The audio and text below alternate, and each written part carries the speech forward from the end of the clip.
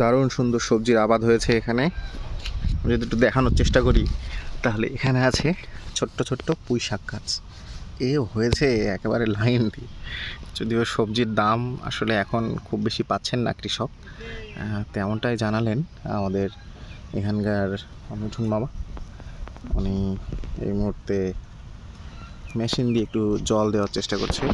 ওই যে দেখানোর চেষ্টা করি, এখানে ঢ্যাঁড়স হয়েছে অনেক, কোনো কিছুরই নাকি তেমন দাম নেই এই মুহূর্তে। হ্যাঁ, ঢ্যাঁড়সের ফুলটা একটু দেখাই।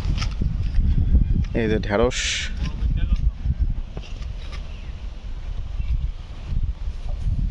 প্রচুর ঢ্যাঁড়স হয়েছে। ঢ্যাঁড়সের ফুলে একেবারে মাতোয়ারা চারদিক। হ্যাঁ, ও এখনও দেখি বাঁধাকপি আছে। হ্যাঁ, আর এদিকে হয়েছে কুমড়া, সাথী ফসল হিসেবেই লাগানো হয়েছে, কেননা এগুলো আসলে যে কুমড়ার ফুল হয়েছে দেখুন এখানে, খুব সুন্দর লাগছে, বেশ সুন্দর।